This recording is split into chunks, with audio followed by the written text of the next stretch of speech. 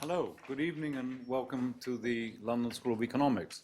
My name is Ricky Burdett and I'm director of LSE Cities, and together with Savas Verdis, Philip Rode and others run this research center, which is also host to the Executive Masters in Cities.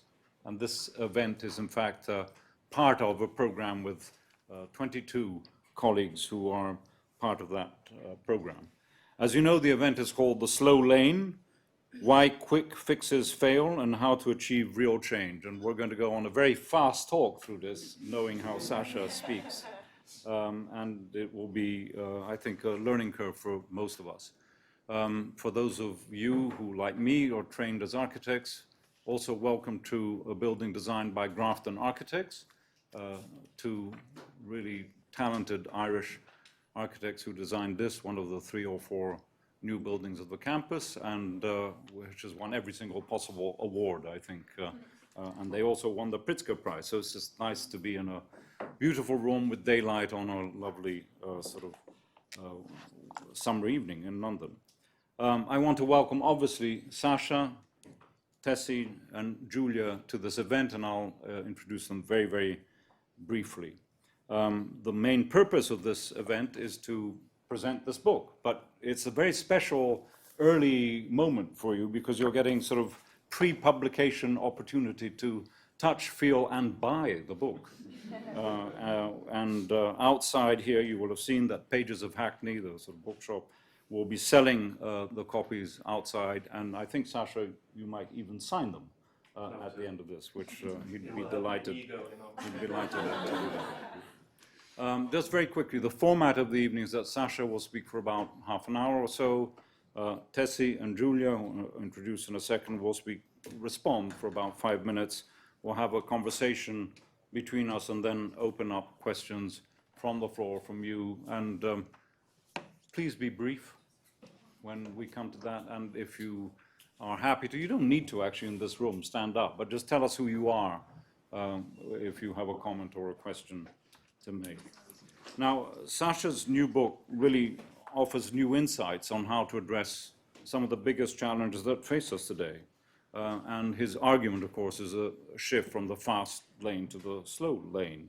I'm not going to attempt to summarize that because that's what you're here to do. But he does actually, which is interesting for a book at this moment in time, offer us a sort of menu, a set of principles of actually how to enact this change. For the very simple reason that you can't really deal with some of the critical problems of the age, whether it's climate change, whether it's health, social cohesion, or education, without taking a different approach, which requires a different mindset. And I think that's what you are going to set out. And of course, the phrase slow lane is, you look, what's he on about? Slow lane. Then you think about it, well, last time you were at the airport, you looked at someone in the fast lane. Were they better than you? Well, maybe not. Some of you know I'm an Italian. I am Italian, sorry. And the concept of slow food is completely natural to me. I don't have to, And then you point out that actually it was completely grounded in the culture of Italy. And then it slowly became a global movement. And there's something about very natural, very simple things you're actually saying, but always worthy and important of pointing them out. Now, the book also is a storytelling book, actually. It's not just a set of principles, it's also a series of very detailed narratives. And at a certain point, he says in the description of these stories in cities across the world that he's talking about it with 50 years experience. And I said, well, I've met this guy several times. He doesn't look 70. And what he actually means, and you will see this when you will experience this in the book, that really he talks about his life in many of these cities, practically from birth, claiming that in fact you were brought up in a fast lane family in Germany and you've had to slow down since. I think that's a very interesting idea. And many of his stories, which are incredibly detailed and grounded, really start from his experiences in South Africa. In fact, in visiting Soweto just after Mandela had been elected president. And then from there on to Venezuela, to Caracas to visit some of the slums. And that sort of very much shaped his approach. It's impossible to describe Sascha's job. I mean, I don't know what term to use. I mean, maybe global social entrepreneur might sort of begin to capture it. I mean, he's advised over the years since we've known him and worked together, governments at one end, community groups at another, philanthropies like Bloomberg and many more, now obviously working in a sort of, tighter vein with this extraordinary group, Ashoka. Ashoka will be familiar to many of you, and you're not just a fellow, as is Tessy, in fact, but also involved as a senior leader there. Maybe we can touch upon some of those issues. There are many aspects that he's been interested in throughout this varied career, and I don't mean varied in a negative way. I mean it in a very rich way that one can't actually, you've broken through different silos of what it means to be a professional, trained originally as an architect. But you've been just as interested in what most people consider an incredibly boring subject, which is procurement, right? But you talk about it in such a way that actually makes an enormous difference to everyone's life. How do you procure things, whether it's objects and services, but also ideas. And I think that's a very important part of that, how you look at technology and you reframe it in many ways, and also, as I say, procurement. It's a book, which is just about, as much about you and your life. You talk about your children, you talk about what it's like, growing up trying to do some of these things with a sort of house with a lot of noise and stuff happening, and how you manage that process. I think that's interesting for all of us to understand, apart from being a collective journey from these experiences.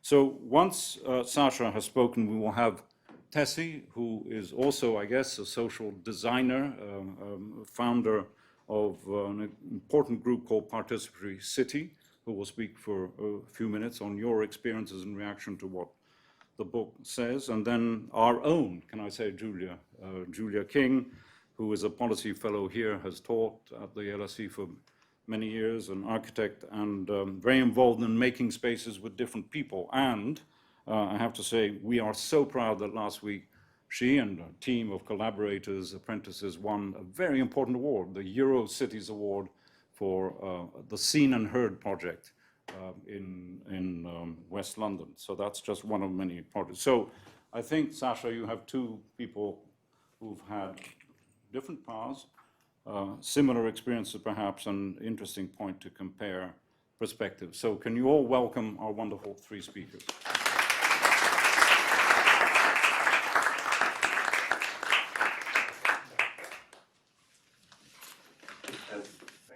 Ricky, and I feel like you've set me up for disappointment here. So I'm incredibly nervous, I have to say, as I'm looking around the room, because I've never talked about anything in front of friends and peers and colleagues and so forth in one room at the same time, and former teachers. So this is a really special moment. It's very special to do this here, and thank you, Ricky and Savas, for organizing this and bringing Tessy and Julia here, which is like literally my dream come true. I'm such a fan. So I'll talk about the slow lane, and one of the reasons why we're doing this here at the Cities program, that the book is not about cities. I've spent all my life working on cities, but this book is not really about cities. It's about care, it's about change. But everything I've learned in this book comes from my work with cities. And in particular, one thing to my advantage, because I'm so old, I have seen things when they started, and I've seen where they've gone to decades later. And I think that really inspired me to do this.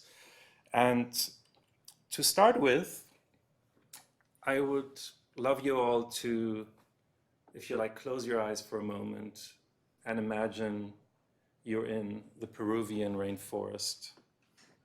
The sounds, the smells, the vegetation, the noise of the animals around you.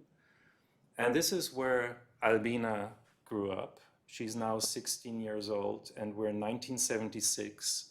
And Moyobamba in the rainforest in Peru. And she's about to leave her hometown for the first time to move to Lima to study engineering. This is Albina, and this is her story. She arrives in Lima in a place called Villa El Salvador. It's a slum. And for the first time in her life, she sees trash, and not just trash, but mountains of trash, some of them 30 meters high. And as an engineering student, she is eager to learn what is it with trash. And in university, she learns a simple truth that in Peru and in Peruvian cities, waste is collected in the rich areas, and it's simply dumped in the poor areas all over the country. And her university lecturer tells her that, oh, the poor people don't mind the dirt. They're dirty themselves.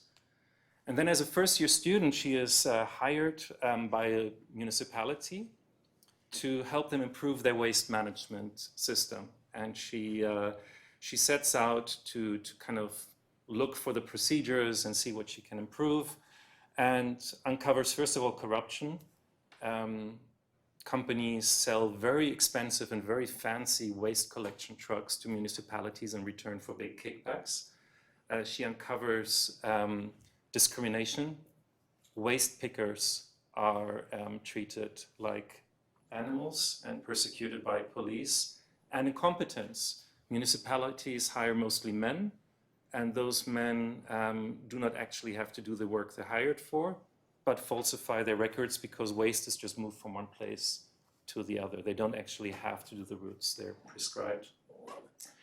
And Edilberto Delgado is one of those waste pickers. He's 6 years old, and at 5 every morning, he is out on the rubbish heap with his mother, fighting with other waste pickers for the fresh trash that has been collected. Later in the day, when he's at school, he's mobbed because soap cannot wash off the smell of waste from his body.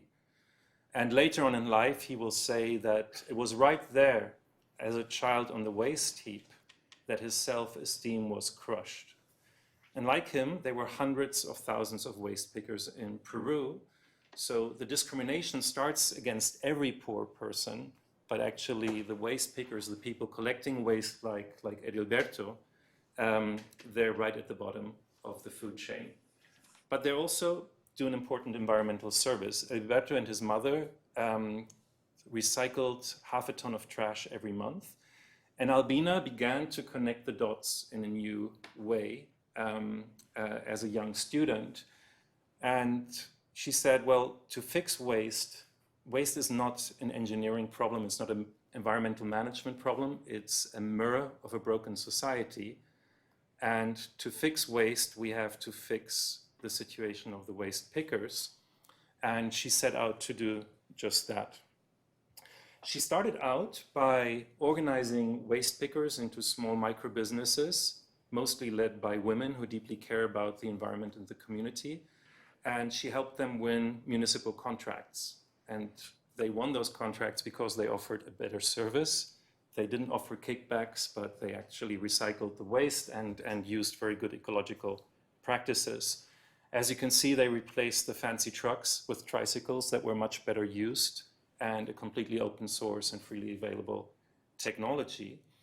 And gradually, these micro businesses, these practitioners that are now self-identified as recyclers, making the clean Peru possible, their daily income went from $3 a day to $15 a day. Enough money so that they could save up money to send their children to college and have all kinds of other opportunities. Edilberto at this point was offered a deal by Albina's NGO Ciudad Saludable, and the deal was the following. You and your colleagues get uniforms from us, you get access to training, certification, so you can win municipal contracts, but in return, your waste collection practices have to be ecological and sustainable. And because a lot of waste pickers earn their living by doing the same, moving the waste from one place to the other and collecting waste for a fee and recycling it somewhere else. So he did that, and with the help of this organization, he began to organize his group, and they purchased a truck, and his team recycles 30 tons of waste every month.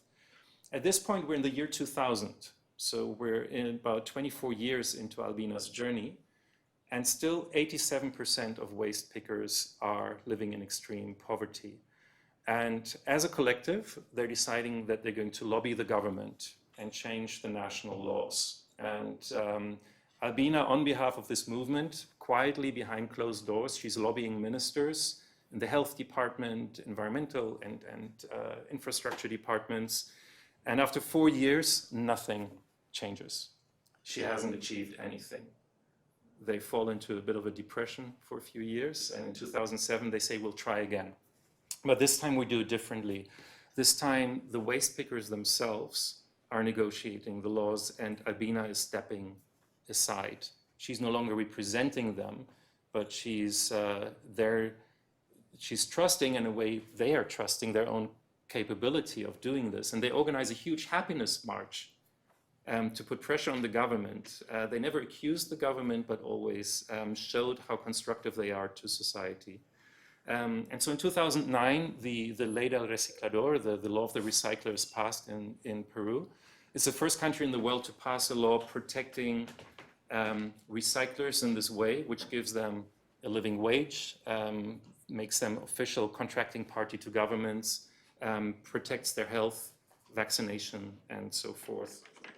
And then when it comes to implementing this law in 1,800 municipalities across the country, even the most remote communities, it is these recyclers themselves who now learned how to negotiate laws and create laws, who are overseeing the implementation of these laws and are holding all the local governments accountable.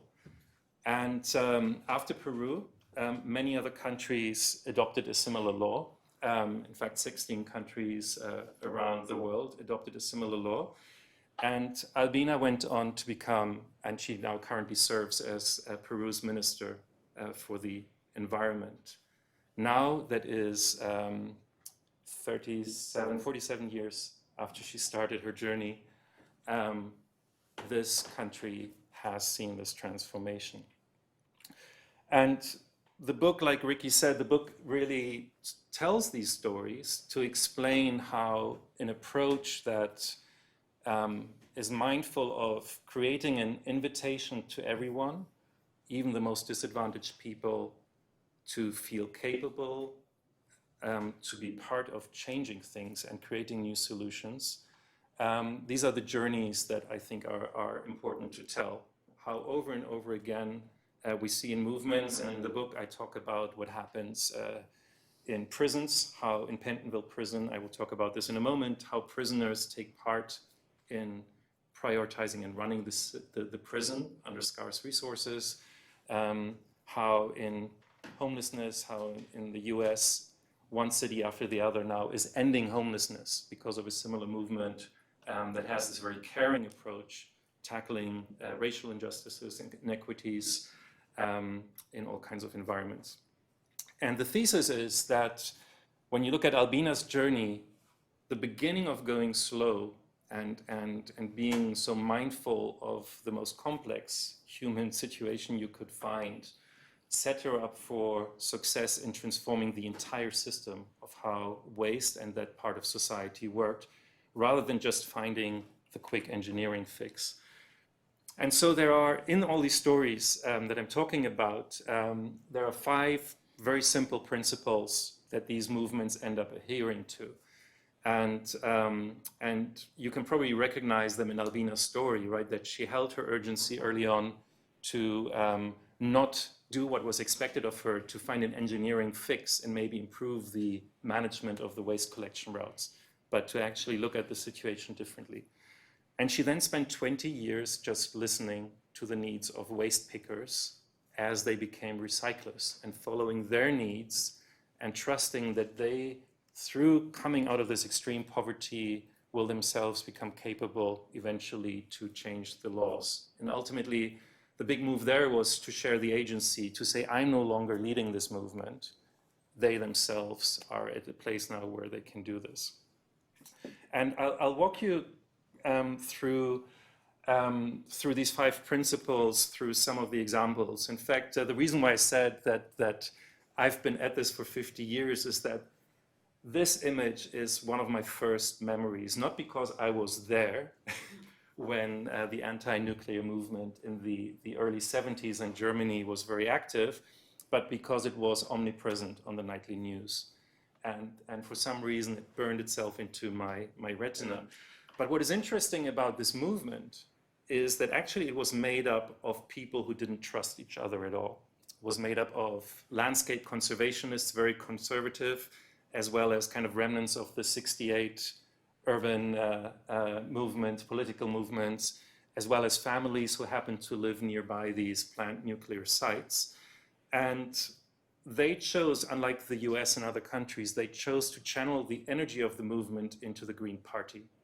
And they designed a political party that operates by very different rules from other political parties at the time. They had gender equality and quotas. They had systems against career politicians and people becoming too powerful and too invested. And over time, this journey manifested itself in these crazy people tying themselves to trees to, of course, the party that is now co-running the government again in Germany and is a totally established force. And one of the interesting things is that I'm not so sure how much they were able to do for the environment. I'm sure they did quite a lot, but they changed the way politics work in Germany and created a third force, one that talks about future issues rather than the traditional parties. And I think that's an invaluable gift that this movement created by organizing itself differently. And really the big aha moment in many ways that connected the dots for me was when in 2014 I visited Pentonville prison. And it was a very special day because this was the first time in a 176-year history of Pentonville prison that the governor listened to prisoners and their ideas for how to improve the prison. At the time, Pentonville prison was incredibly dangerous. It was spiraling out of control. It was very hard to recruit corrections officers in the probation service because everyone was going into anti-terrorism. It was a big industry. So it wasn't just a lack of money and austerity measures. It was just simply impossible also to staff the prison.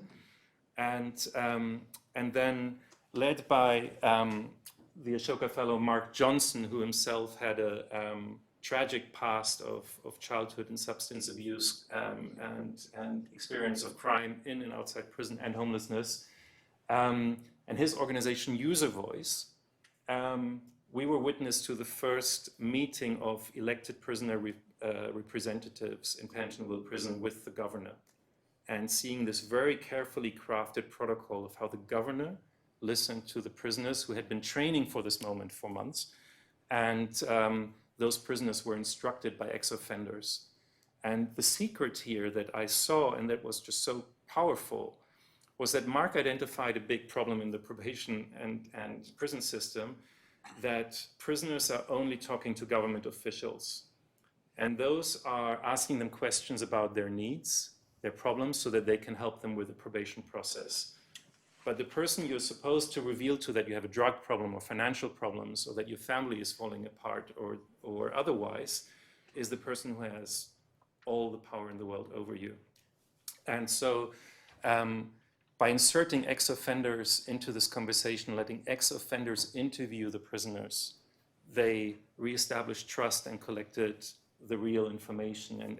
And that's why User Voice is called User Voice, because it's the users of the probation service who are now getting a voice and a say and more control in doing this. And I walked out of this prison and I just couldn't believe what I've seen. I've seen the highest quality listening, a governor of a big prison in the UK practicing listening in a way I had never experienced before, and that actually challenged even myself as a father, the way I'm able to listen to my daughters. And so when it comes to sharing the agency, and this principle is really about how you share the power to solve, how you share the ability to solve, meaning that instead of thinking, I come up with the idea, I come up with the innovation, and now the world needs to adopt it, you're creating an environment where people themselves and unlikely people can create the solutions.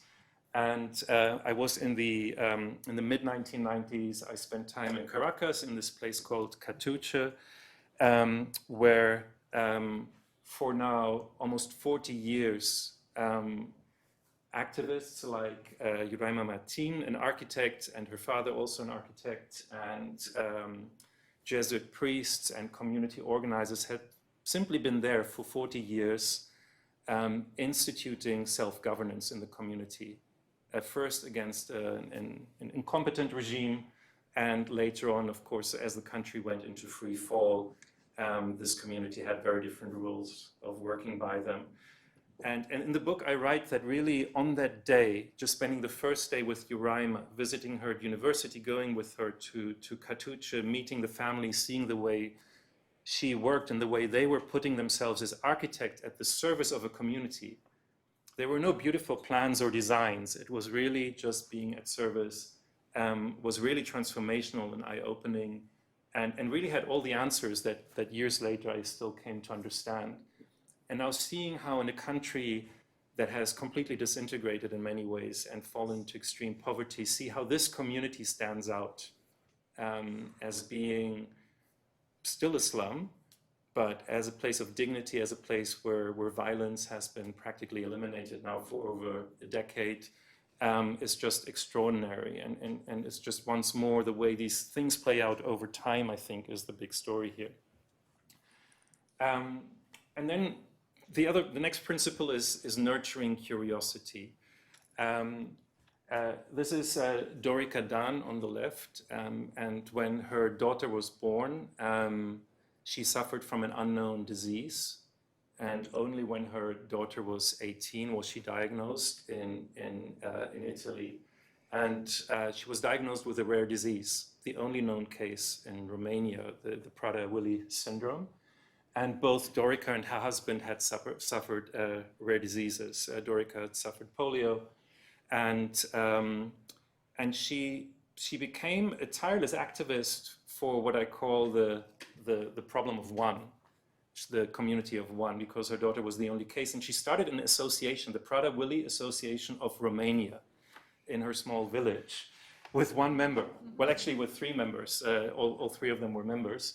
And what Dorica did was she recognized the special needs of her daughter. She attended school. She kind of created a whole environment around so that this child could function. And later on began to realize that, in fact, more than 1 million people in Romania are suffering rare diseases, meaning they, like Oana, they have undiagnosed illnesses and are drifting around.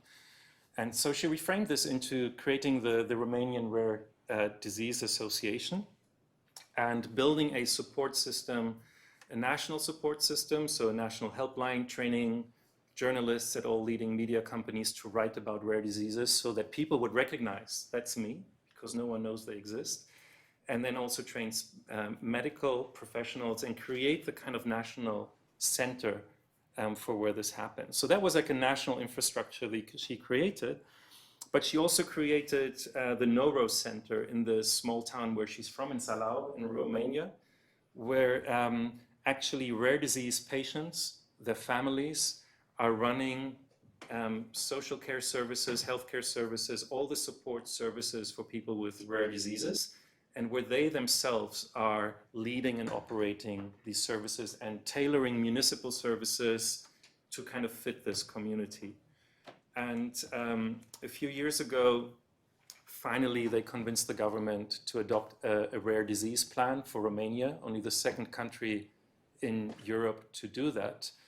And on the commission to oversee the implementation of this plan are people like Oana, people who actually suffer these diseases and now have a say in implementing this. So you hear a recurring pattern, right? Where all these different components keep coming together to bring people who we never assumed could take a leading role in national politics or rewriting laws or operating the prison and probation system, they take center stage in redesigning those systems. And part of what made the work in Romania possible is this group, these are doctors who are part of the Project ECHO network, founded by Sanjeev Arora, a physician from Albuquerque. And his idea was he was treating hepatitis cases, but in remote areas of Albuquerque, people basically had a death sentence when they received the diagnosis because there were no experts who could treat it, and it was far too far a drive to get access to the treatment. So he used Skype initially to help remote doctors to provide the treatment. And out of this became a massive global learning community that brought rare disease treatment even to Zalău in Romania. And in fact, at this point, more than 4 million generic doctors are learning highly specialized medical skills in places like Zalău on how to treat these diseases around the world. You can see they're active in more than 191 countries. And all of this is really built around a human principle of generosity, that I, as a doctor, help a non-expert do a treatment that they do not master. I do it so often until they master it, and they then pay it forward to the next group. And technology here is not used to build a kind of next successful startup, but is used as a multiplier for these relationships, used in a similar way to how Albina used the tricycles to power a human dynamic, rather than thinking of it as the goal in itself.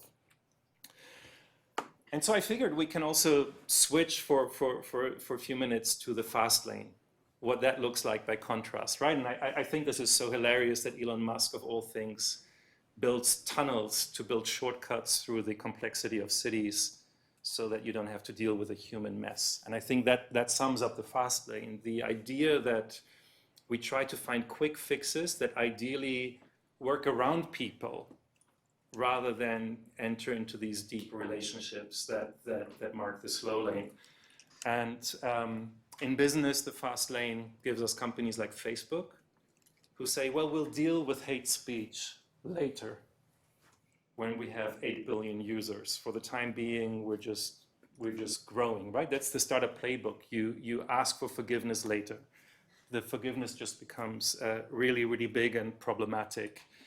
At home in our families, the fast lane is the rat race of making our children the best in the world and competing. You know, the idea that all our children are in competition with one another to come out on top, because we're so afraid that if you're not on top, someone else is ruining your life. That's the mindset that kind of comes at home. And of course, in government, we're looking for other types of quick fixes, right? Whether it's the Irish tiger economy that was going to give salvation to Ireland, or the construction booms, of course, that ended in tears during the global financial crisis. And that, in a way, the financial crisis is really the backdrop in the book against which I think these stories can be really well understood.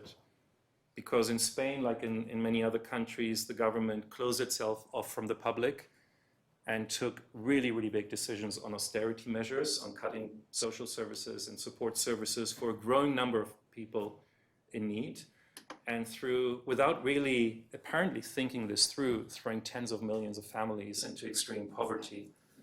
And initially, of course, something quite beautiful happened. So one morning when I brought my daughters to school, we stumbled into the Indignados on Plaza Catalunya in Barcelona, a movement where people sat on the square in a way because they wanted to have a voice, right? Spain was very apolitical. Youth movements didn't have political voices, but they just sat there and said, we need to think what we want, and we also don't want the government to govern over us. What happened in quick succession is that the two governing parties in Spain that between them divided 97% of the votes lost more than 50% of those votes to upstart parties like Podemos.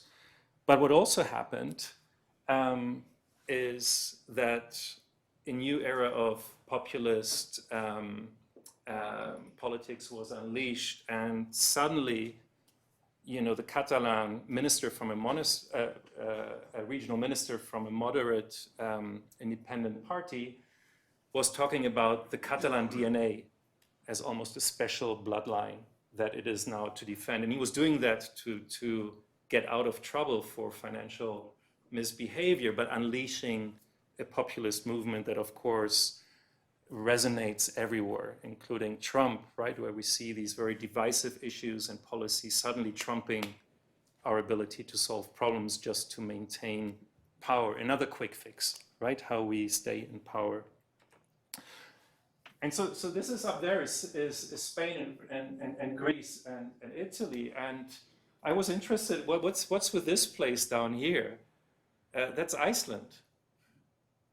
You know, and here at this point, when youth unemployment peaked at 15%, when in Spain it was at 64%, the president of the country said, no, I'm not going to sign the bailout law for the banks and the austerity measures. I think you have to ask the people of Iceland whether we want to bail out the financial system and burden ourselves with a price to pay. And they said no, much to the dismay of many economists. And they recovered much faster, but also the government somehow ended up, instead of closing itself off from people and taking quick decisions, saying, this problem is so big, this challenge for us is really a matter of national identity, and they called the Constitutional Assembly, inviting citizens in to rethink the Constitution.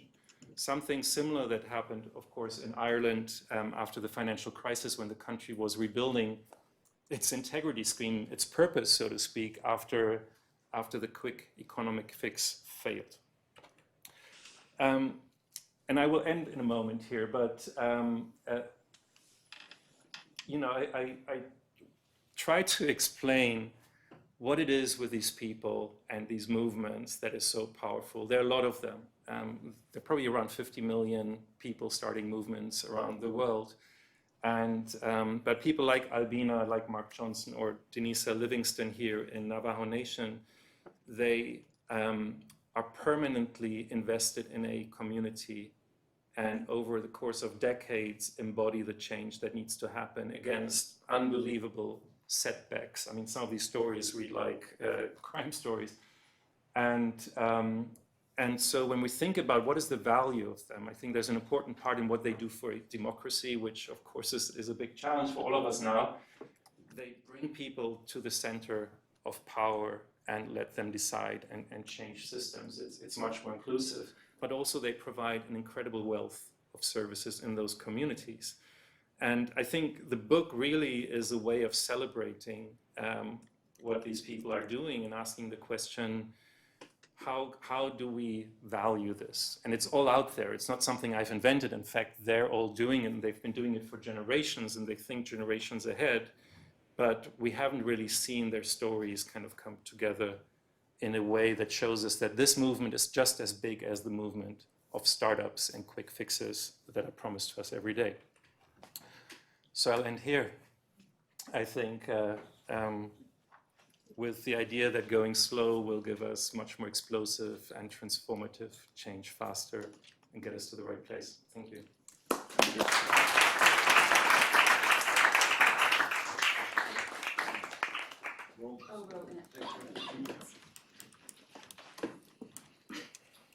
Yes, you take a seat. Well, sit here, probably easier, and you do the first two. Julia, are you joining us? I am, sorry, I didn't get my notes.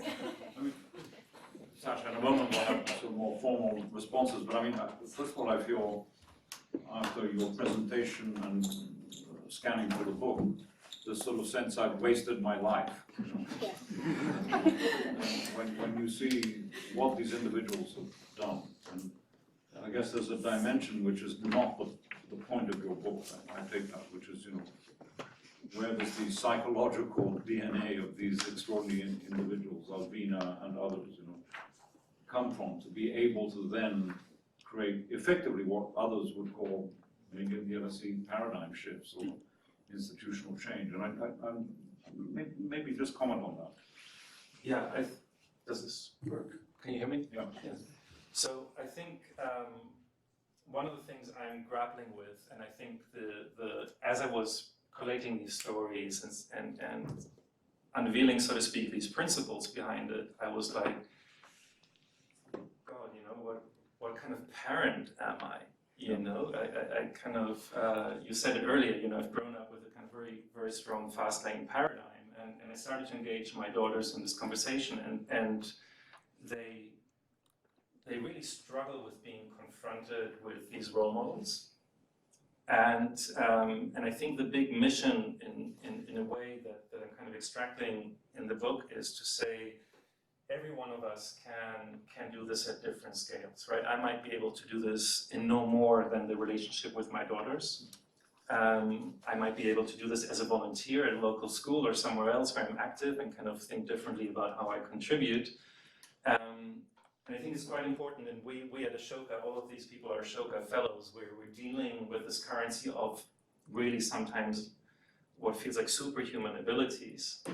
And yet these people are incredibly human, and the people they're enabling become creators of change themselves. And I think that the magic here is to understand it doesn't matter whether you do that for 2 people or for 2 million people. There is this kind of value in kind of creating the path for people to step into their ability to contribute. And yeah, but like you, it can be overwhelming. And I tell you, Albina is the nicest person on earth, as is everyone else. I mean, these are not kind of... They're nice as well, are they? Yeah. It's really, really frustrating. It's not that they're like horrible little dictators or something. But yeah, it's... And they've learned, just one last thing, I was always really intimidated by Albina and those characters because I always saw them as flat personalities.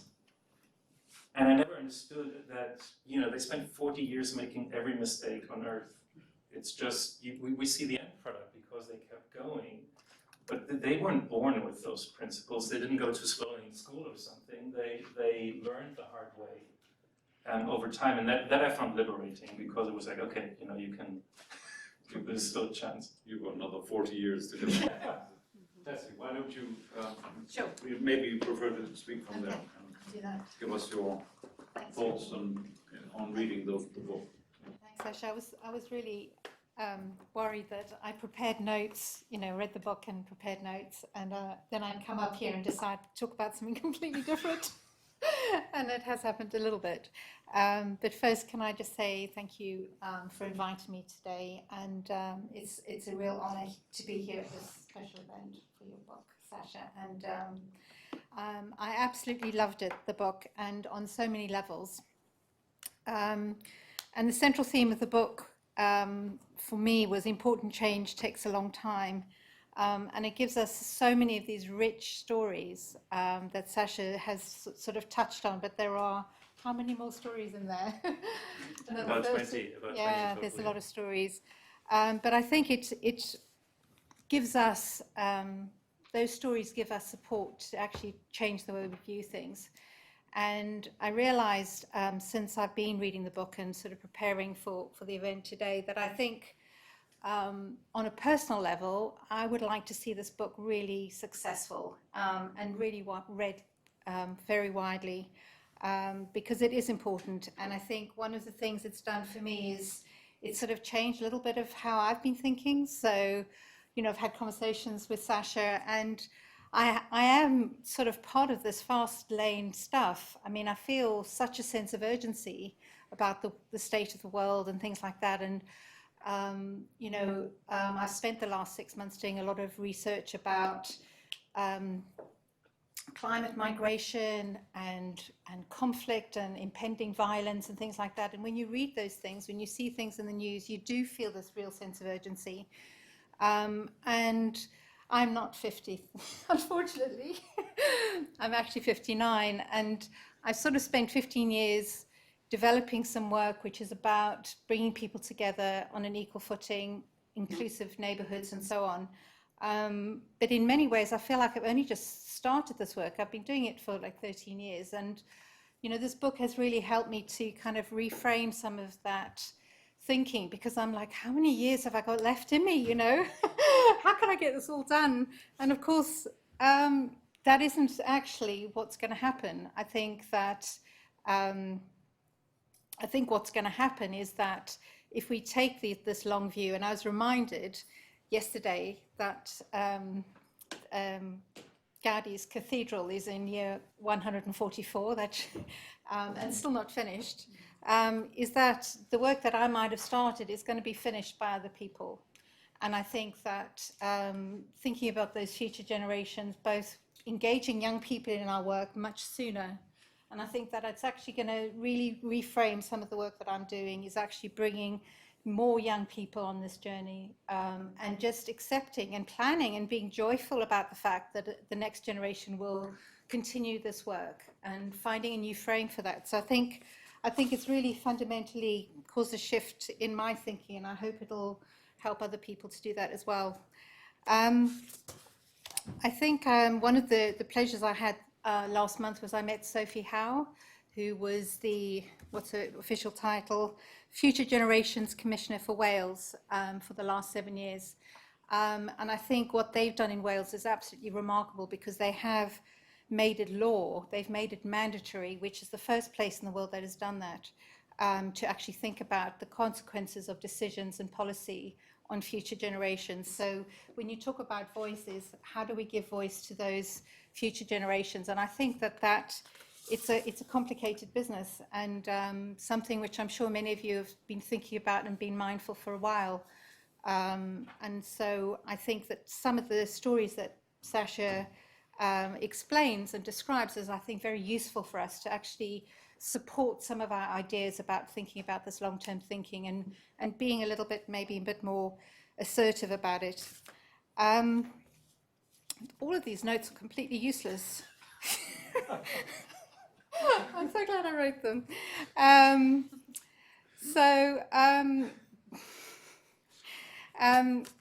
think the principle which really stood out for me was the sharing the agency, because I think all my work has been around helping people to have collective agency and to be involved. So when we've worked in a neighborhood, we're basically working one-to-one with a person, regardless of their confidence level or their education or their background, and finding a way that they can plug into that co-creation effort that we're doing. And so I think that sharing of agency is incredibly important. And it's not even sharing, it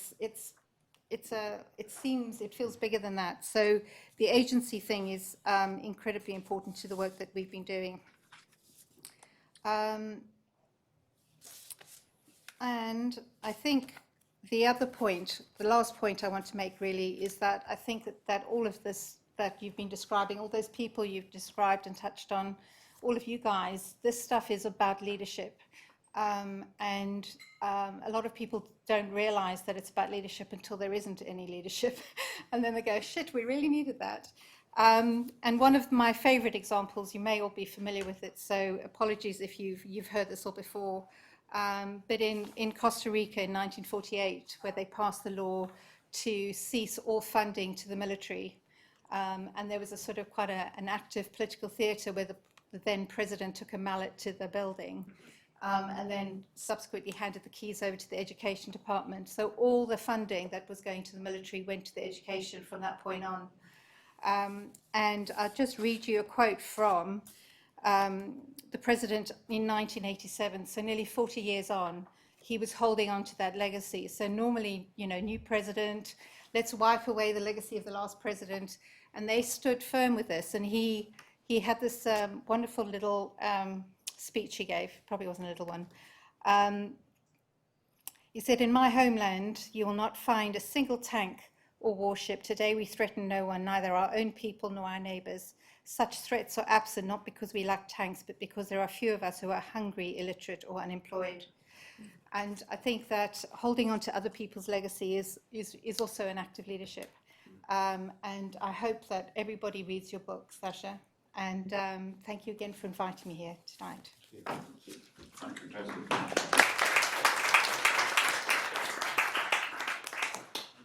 It's interesting that you use the word leadership, right? You sort of resisted that a bit in the book. I mean, you said maybe it's too simple to use, but we know all the time. I mean, clearly, you spent a lot of your time dealing with people who are leaders, either in government or groups. So, yeah, it's complicated. I think I speak a lot about leadership when it comes to fast lane leadership, like moments of crisis. negative. Yeah, no. I mean, the model, like the expectation, I think leaders in Spain, they thought this was their Winston Churchill moment. This is where they now had to go into the executive authoritarian and decide for the good of everyone. And you look back at history and that worked out really few times, and most of the times leaders are not that lucky. And I think that there is a massive risk in defining leadership and expecting also for voters to expect their leaders to, in those moments of crisis, to somehow have a magic ability to get things right. And the slow lane leadership, the reason why I resist it, of course, these 5 principles are leadership qualities, and my book publisher would say this is a leadership book. So I think there is no way you can do any of this work without the inner work of understanding what success looks like for you as a leader. And if you define success in that, and I think that for me was the moment in Venezuela, seeing this very uninspiring architecture, was the moment of unlearning the expectation of what good looks like, right? We celebrate, as architects, we celebrate the coffee table book, and that's ultimately the measure where we show each other off what we got away with our clients, you know. And so, Not that bad. So the idea that leadership means putting yourself completely at service of a community that had been colonized effectively for 90 years, to me was really remarkable. And I think that's a quality that people move between, right? They understand that their role is special. They embody sometimes the movement, as Denisa does over many generations. And others just have a grand idea. But I think that ability to hold that tension and not fall into the pit of being the hero. I mean, in a moment we'll hear from a Venezuelan hero. But it was interesting that you picked out of the book one of the 5 principles. That's the value of a book like this, the sharing agency. Right? That you said that concept, in a way, made you look at your work. And since not everyone in the room knows your work, give us an example. I mean, a very concrete example. What is it that you've been working on where that concept of sharing agency, in a way, helped you realize what you've done or what others that you work with have done? Just It's a very difficult question. no, but you must have had something in mind. Well, it's just something that that's very present in the work that we do, because we're, as I said, trying to find ways for people to have agency that have been sidelined. You know, we've constructed neighbourhood participation for the most confident, the most time-rich, etc. And then we're surprised that they're the only people that turn up. So we've been looking at ways that actually value everybody's contribution, even if it's an hour or half an hour, or it's an email or a conversation, and that sharing that agency actually doesn't always get attributed to the local political situation. But I think giving agency or sharing agency with everyday people is what has driven our work. So that's why I think it's so important. And I think the leadership is actually finding a way of making that happen. Do you know what I mean? Because you have to hold a lot. You have to be quite assertive in holding that position of those principles as you've described them. So, Julia, maybe you can pass on your reflections. Thank you very much, and thank you all for being here on a hot summer's day. So, yeah, I trained as an architect, and my response to this book is really through that lens and drawing on years of working in India on sanitation projects and more recently with young people in the UK. Thank you for that introduction, Ricky. And as a practitioner incubated within academia here at the LSE, I exist very much in the slow lane. I'm still working on a paper on field work that was done in 2017. So, but yes, I am also from Caracas, Venezuela, one of the many case studies in this book, and my mother still lives there. And how most people live in Caracas and make claims to the city is in the slow lane. A feature of the urban slow lane is incremental city making, the slow accrual of resources over time, where someone will add to their house because an uncle who's a plumber is in town, or because their neighbor has some leftover materials, or because their roof has finally consolidated so they can add another floor, relying on human networks and relationships.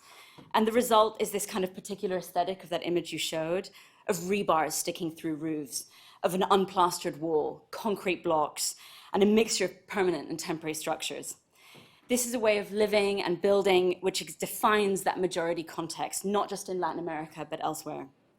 The complex and dynamic informal supply chains through which urban dwellers access services in places like, in cities like Caracas and in places like Catuche, touch sides with formal processes in various and complex ways. In this sense, they are not formal or informal, or even fast and slow, but have components which fall within and beyond various regulatory frameworks, creating highly localized systems. What I mean by that is informal water vendors who may still access treated water from formal standpoints, from minibus taxi routes that are still heavily regulated by the state and influenced by taxi owners, by taxi associations, and by formal toilets that are serviced by informal systems under the ground. And actually, a lot of the people who run these systems are entrepreneurs that are highly skilled at navigating these complex terrains. Incremental modes of city making can transform lives, particularly in contexts with limited resources, and particularly outside of the gaze of urban renewal programs. The story in Catuche's book, the story in Sascha's book, the story of Catuche in Sascha's book, is what I actually call incrementalism. And it's a form of city making that's actually underpinned by the 5 principles that he sets out. And it allows for this kind of experimentation that has survived the absolute devastation of what's happened to my country. It's this sort of incremental extensions of human agency, but also of the physical and built environment that ultimately stitches together the city in a way that is precarious, but actually it works against all the odds. So for the architects and practitioners in the room, the story of Catuche is a story of co-production. The provision and regulation of public services through regular and long-term relationships between the third sector in the state, but sometimes the state, and organizations and groups of citizens, where both ideally make substantial resource contributions. And it was Elinor Ostrom, who's actually the first and one of 2 women to receive the Nobel Prize in Economics, who introduced the concept of co-production in the mid-90s. She articulates situations where social actors and informal processes operate alongside or in coordination with formal state, private, and other organizations, which highlights this kind of institutional creativity that actually is meant to compensate for deficiencies in service delivery and planning. But in practice, the viability of co-production is considered moot by some, given that this requires the state and the private sector to recognize and value community-driven approaches and local entrepreneurialism. You present a series of cases which they do, but I think often they don't. And in addition to that co-production, there is some criticism that it's actually just a very neoliberal construct designed to achieve affordability by utilizing the poorest of the poor in the delivery and management of urban services without actually fully involving them or empowering them along the entire policy, delivery, operation, and maintenance continuum. So unlike the 90s, urban settings today have incredibly dynamic land markets and citizen flow. And in that, infrastructures and people can arrive and go quickly. And in the case of Venezuela, the opposite is true. It's paralyzed by its economic and political downfall.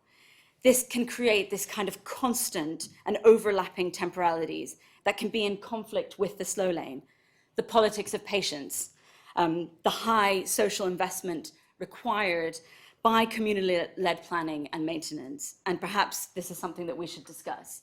I used to operate, I guess I still do, with a kind of patient practice. But increasingly, I think the scale of intervention required and the urgency of this endeavor has made me question this position. To wrap up, and I leave that there as something that we can discuss. To wrap up, urbanization is arguably the world's most pervasive challenge, but also its great opportunity. A core theoretical assumption found in the discipline of cities is that if done well, and maybe arguably from today, if done in the slow lane, cities are engines of growth, opportunity, hope, and social change, and the fastest way out of poverty. But we do have the city paradox. Cities today are some of the most unequal places in this world, and urban inequality is today higher than it was in the 1920s. So most cities are slow and fast, failing and succeeding, global and local, cosmopolitan and parochial, what Sascha calls the human mess. They hold all these prospects at the same time, which is what makes them so difficult to talk about, yet alone operate in. So with my hat as an architect on, what can we learn from the slow lane? And I think it's that this is a practice of city making, which is promising, not just because it actually delivers better infrastructural community provisions, but precisely because it's a practice willing to get tangled up in the laws and politics of everyday life. Sascha writes, Caracas showed me that we need to do more than slow down a bit here and there. We need to stay for as long as it takes. Caracas is not a project. And I think those are words that we should live by. Thank you very much.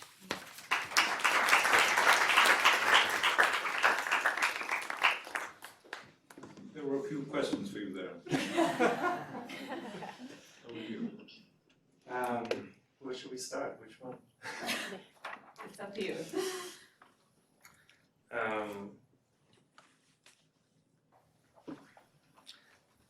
I think this patience, or the seeming eternal patience of these stories, a lot of them end in a transformative change, explosive change, and maybe to compare it to something, it's a little bit like the marriage equality movement, that a couple in the 70s went in Idaho to apply for a marriage license to men, and it was denied. And somehow they had the idea that one day that would be possible, and it took 45 years. And I think ever since that opening shot, the movement pursued a really transformative goal. And I think there is this tension between, and I think it plays out, I'll refer back to Albina because we all know her now, but that tension, she wanted to change things right away, every single day. This was the most urgent and important problem in her life to solve. She was suffering like crazy every moment along the way that this problem wasn't solved. And yet she also somehow intuited that her trying to solve it quickly, on her own almost, by, let's say, getting better infrastructure investments or cleaning up the streets or something, would somehow not deliver that transformative change because it would need to involve everyone. And so she held that tension, waiting 20 years until the waste pickers became recyclers who were competent to negotiate with the government. And I think there is a difference between a movement that pursues the goal of just sort of putting band-aids over problems eternally and having these rebars sticking out forever, and a movement that, and I think that's where this idea of nurturing curiosity, tapping into science. Albina has a PhD in environmental chemistry. She's incredibly connected into environmental science, channeling that into all the decisions. So meaning that if these movements are globally connected or tapping into outside knowledge, they can make that leap from not just repeating the same slow fixing things to actually working towards that transformative moment. And that can happen after 40 years, like in Albina's case. That can take 156 years in the case of the abortion laws in Ireland, right? The window of opportunity comes at some point. And I think that's what brought me initially to these movements, that I was so impressed by the resilience of just keeping going, you know, and waiting for that moment when you can flick the switch, because at the end it's often a law that gets changed that kind of makes everything happen. So I think there's that kind of intentional patience where you can see that, and I think many movements never get there, but you can make that kind of transformative leap. Yeah, I'm not no, sure that I mean- answers anything. Yeah, I think it's, I mean, I agree. And I think, and really where that comment came from is a very personal experience where I was practicing kind of the slow lane, or what I've historically called like patient architectural sort of come researcher practice in India. We'd spent, which actually, the scales that you're talking about, not that long, about 2 years, trying to design a kind of an extension of a community toilet complex. And it ended up through negotiation, we were like, right, we'll make it so that it's demountable, so that if everyone hates it, we can bring it apart. We'll put it here so that it's not in the way. We'll make it so that only women can use it, and so on. And it's endless talking. And then finally we get to the stage where we've got some kind of consensus, and the place is going to get demolished. We're done. And that was, for me, a really, I think, kind of devastating moment where I was just like, I really felt that actually I needed to be angry and more aggressive, and that this kind of patient practice was out of pace with the reality of the kind of problems that people face around the world. And this kind of, it just felt so urgent. And then in that context, it's very hard to say, okay, right, let's dial it down. His first principle is get away from urgency. Yeah. Hold that back. So it's I mean, But very hard to say to someone when a bulldozer's around the corner, I guess, yes, is my tension. I think one of the points also you were making is that you need to take stock of time. That, okay, in the short term, that's the problem, that the bulldozer come. In the long term, things in people's minds have changed. So we're going to open up for questions, but there is something I'd like you to address, which is you started this presentation by saying it's not a book about cities. You have an architect here who's practically taking your 5 principles and saying maybe these are principles of city making. That's not your intention, right? It is how I read it, though. Is that how you read it? Yeah, a little bit, yeah. I mean, there's more, for those who've not, there are more urban stories in the book, or more city-making stories, and there are others which are more, I would say, political movements. So it sits very well in LSE Cities' kind of socio-spatial landscape that we operate in. There are authors in this room of books about such things in cities, so that you may want to comment. But let's open up a question from the floor, even though I know you, Savas. Who are you? I'm Savas from Wait for LSE Cities. I'm Savas from LSE Cities. Thank you, Sascha, for your very inspiring conversation.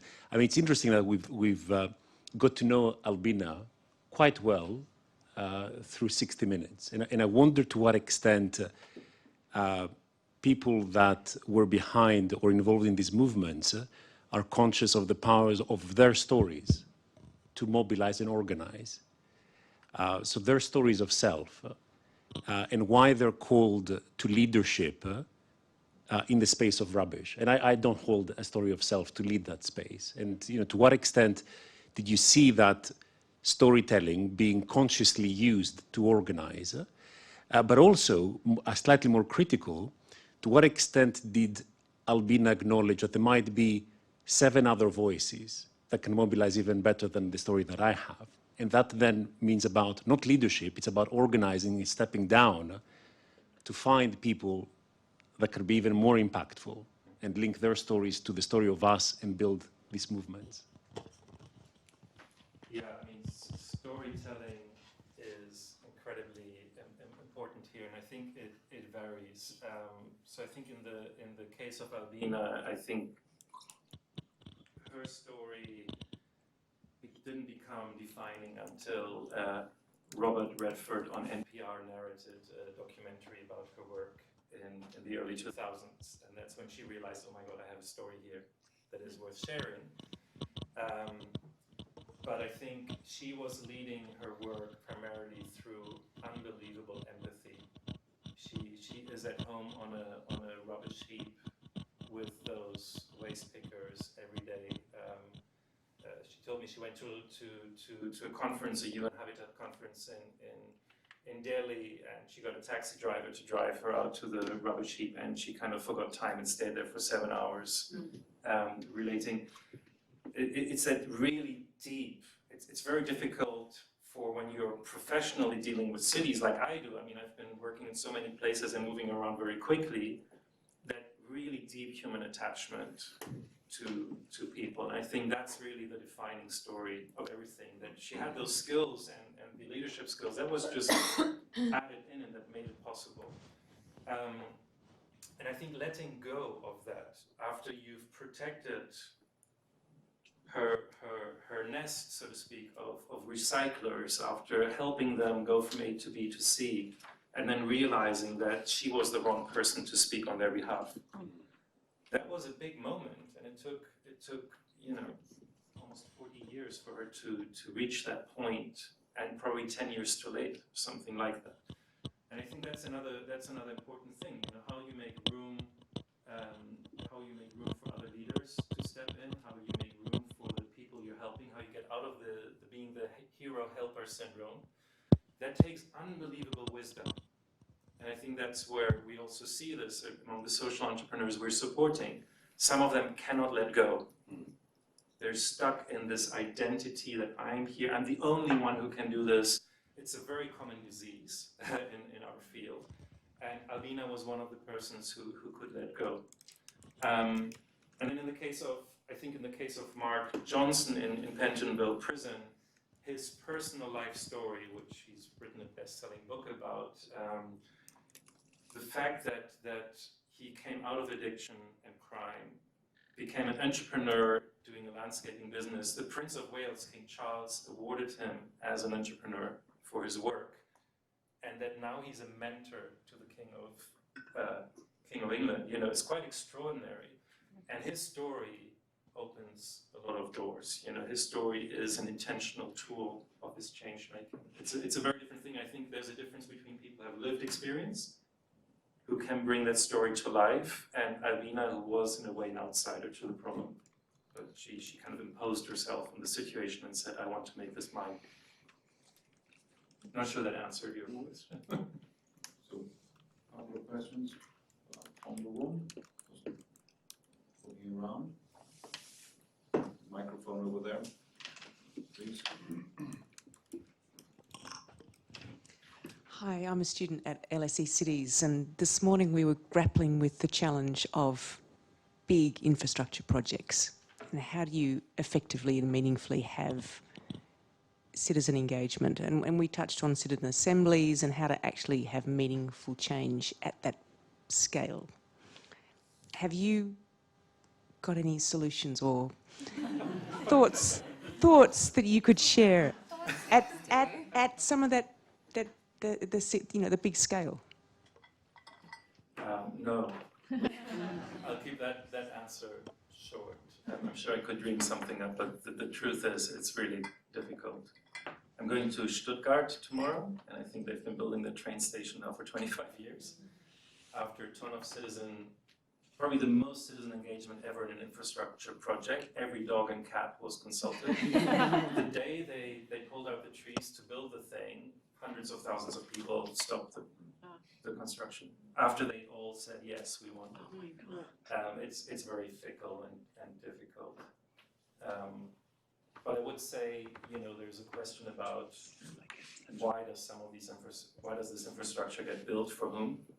And so there's another layer there about how we see in those infrastructure projects often the hope of the fix, so to speak, for everything, and not so much the underlying issues. Well, I mean, there are what is infrastructure? What is public space is infrastructure, and you can use it to positive purpose. You've been engaged in infrastructure in your professional life, whether it's toilets in Bombay or public spaces in London. Right? But in that sense, there are ways of working with infrastructure, which is not necessarily having to sort of. The Stuttgart case is a pretty dramatic one. Right? You want to reflect on? I don't know if this is perhaps the wrong reflection to what you're asking, but one of the things, because we've been working with a really big developer and trying to insert young people's voices into that process.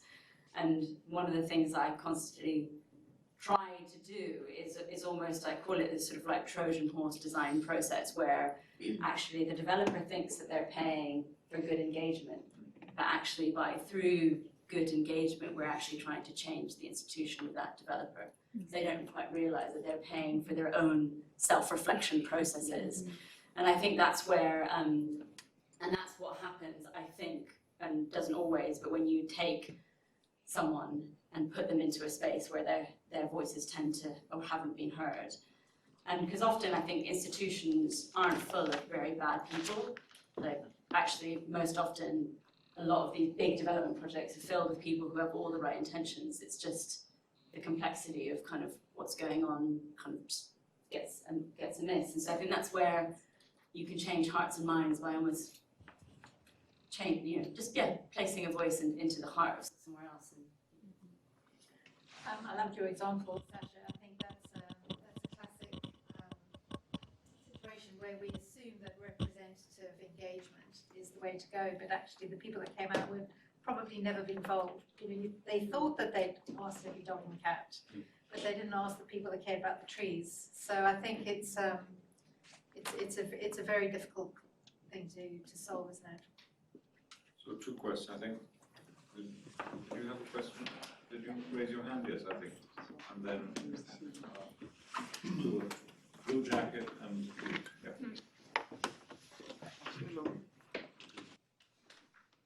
yeah. Hello. Very quick question. I'm a previous student of Mr. Savas and Ricky in the executive program last year. Very interesting presentation, really liked it. I'm also a partisan of slow, and I really like, slow means, trusting. I was just wondering, I'm just the advocate of the devil here, if there is a situation where going fast actually makes more sense and actually just means that you trust and that you're not overthinking, and just wondering if this can work sometimes. Yes, I mean, so slow is really a set of principles rather than the speed of things. I think some change can happen dramatically fast and still be inclusive and mindful and in that way. And I think those movements are often using experimentation and effectively run many parts, like a laboratory, to try out what works. I'm sure that the tricycle didn't just fall out of the sky. There was trial and error with different things until the tricycle came about. I think so. The slow is a bit, it's a little bit like the trust fall. You have to. I get asked one question about, which is, the climate crisis is happening in 2030. The world is going to end. So how can you say we should go slow, right? And I would say the climate movement has always been, since the day one, an urgent movement, fighting this nuclear power station that will end the existence of Germany and that and that and that and that, from one crisis to another, always justifying itself by science and the urgency, and if we don't act now, something will happen. And they've been at it for 60 years, and look where we are. And so the idea of trusting that actually you are identifying the most unlikely people who are affected by this problem, and you're bringing them to a place of power. And by the way, I think that applies to infrastructure too. Overseeing the national policy for health in Romania is national infrastructure, and it's done by people with those disabilities and rare diseases. So it's not enough to say we're building a bridge and now we're asking people to participate. They need to build the bridge, and it's theirs, right? And I think you can always go as fast as you want, but I think that principle holds. Who is going fast? And I think the idea that we're going fast on behalf of others, I think that's the problematic one, and saying, I'm going fast because it's good for you. Can I add something? I think when reading the book, actually, the slowness is a sort of a bit of a, it's not actually slow time, it's a slow approach. And I think you can do slowness quickly. I think that's the thesis in your book. And I think that's what I was trying to then think about it in my practice. It's like doing slowness quickly involves listening to people with less power, placing them at center, doing it, building trust and so on. I think, so that's where, you know, almost throw time out of your head, and that's, I think, an easier way to engage with the title. Fast and slowly, no way anyway. Carry on and do slowly. A couple of questions. In fact, the two gentlemen at the front, I think. We'll take the mic for first the blue jacket and then. Hi, I'm the person in the blue jacket. Robert Mull, I'm an architect and educator. I suppose some of the situations I've spent quite a lot of time working in now around displacement, going slow, making people wait is sort of weaponized, whether that's in Moria in Greece or in Izmir, where thousands of people are trapped due to the EU-Turkey deal, or maybe, you know, Russia holding the front line until the American election. Are there circumstances where going slow is positively dangerous, Sascha?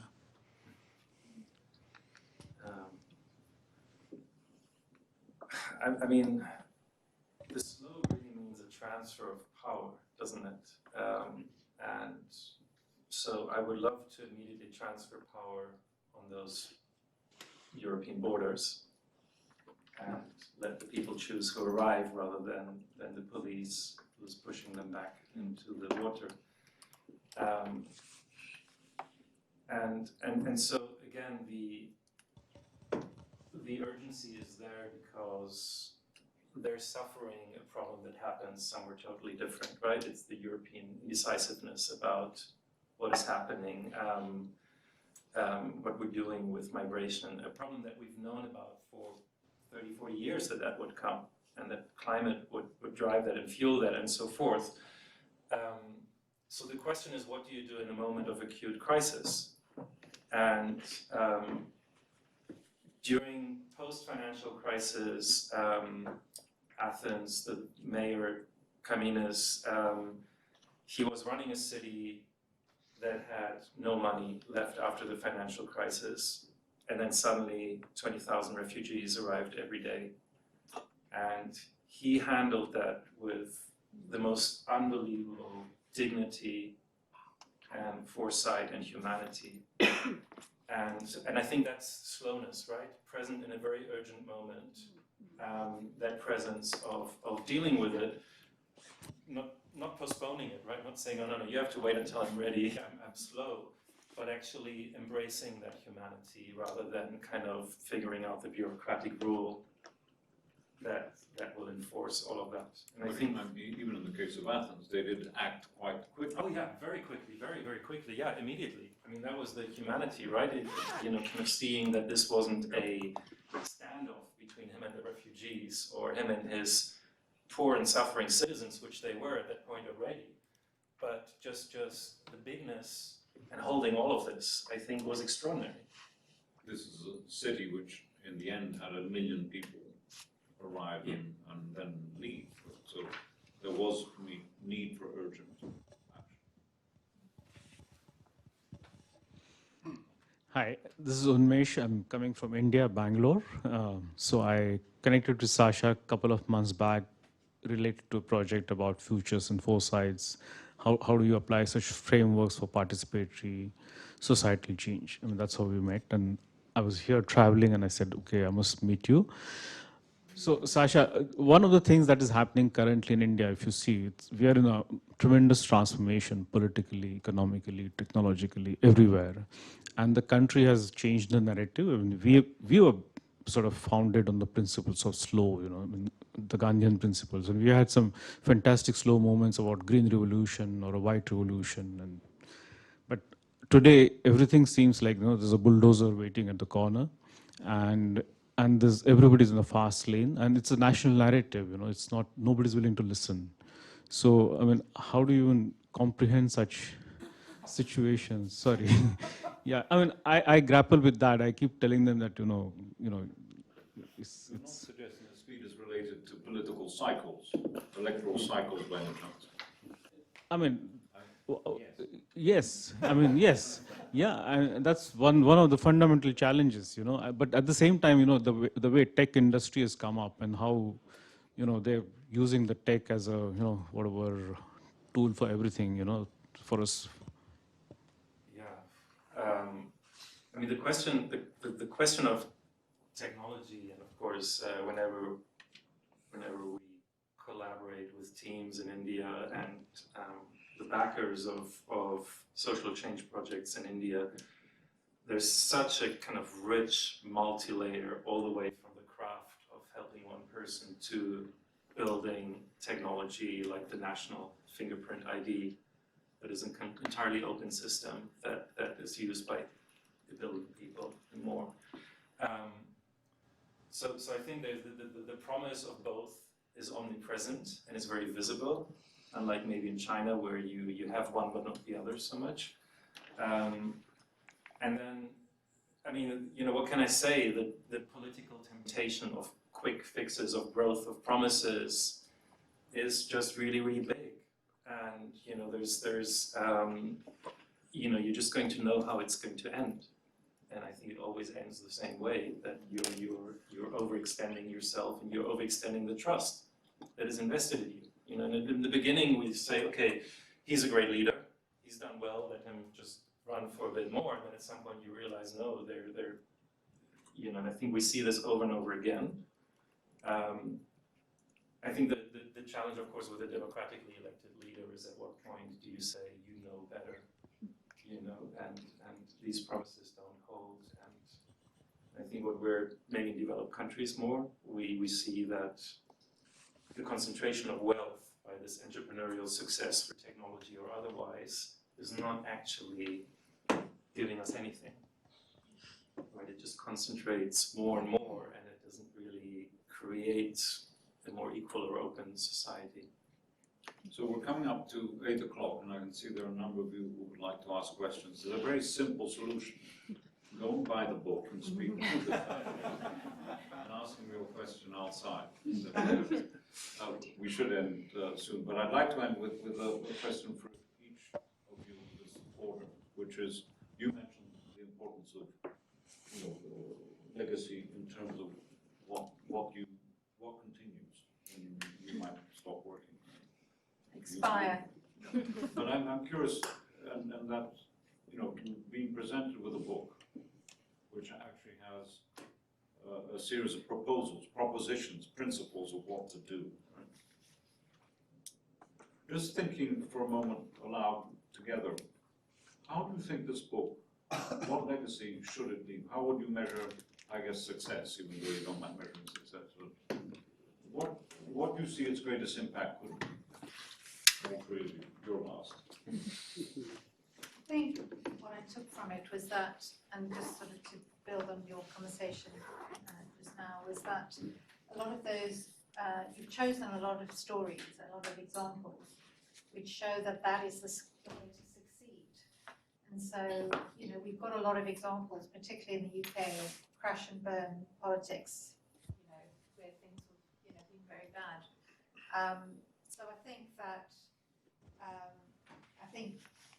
although I don't see it as like a rule book, I think you need to be nuanced about when you apply them, and when you want to be fast, when you want to be slow, that sort of thing. But actually having a mindset and an understanding of what's at stake and what kind of things are influencing the success of something, I think that is really important. Yeah, I think it sort of sets out this sort of an individual approach which can be held in many fields. So I very easily read it as an architect, sort of, and I think any profession can take this book and think about it from your sort of your own agency and the agency you can have practicing and operating in the field. And I always think that sort of the 2.0 is then thinking about how that individual agency can change institutional agency. And I think that's when some of the steps, you know, kind of, because I mean, I even think this institution, you know, we joke that universities change at the rate of retirement, which is really true, you know, and it's kind of, that's too, you you. And that's that I think is really regressive and actually really dangerous. And so I would, I think for me it's like, right, this is this kind of really good framing around individuals, and then we need to sort of question about what's that individual within a kind of structural framework like a university or the public sector, and that is really, I think, a provocative book for that.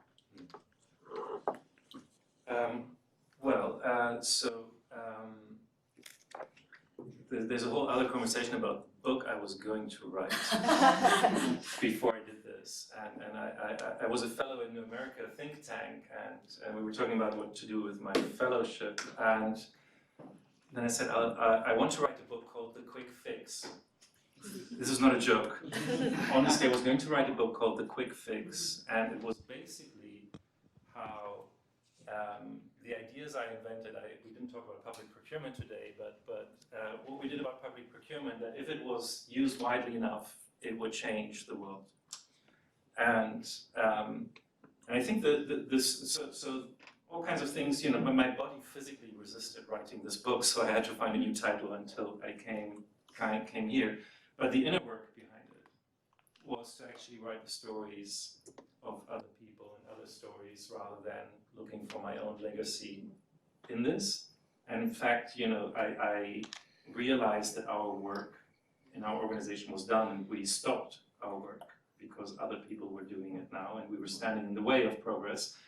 And yet others think in multi-generations, right? So I think there are different exits here that we haven't fully understood yet when we build our institutions. But I think it's really, for me, it's really, the legacy is really that I hope, and I've written, my daughter was my proofreader, she's very skeptical. I hope I wrote it in a way that people find it approachable and can find something in it that triggers something in themselves. And whether that is the way you relate to your children or whether that is the way you change the world, I honestly would be happy with any of those things happening. Thank you for that summary. I mean, what is really quite striking, having read the book and heard you speak, is how similar it is in the best way possible. I mean, there's an effortless way in which you speak, in which you write, and talk about very, very complex things in I think, a deeply simple way in the best sense of the word, not just accessible. And I think that's made even this evening particularly enjoyable. So thank you very much.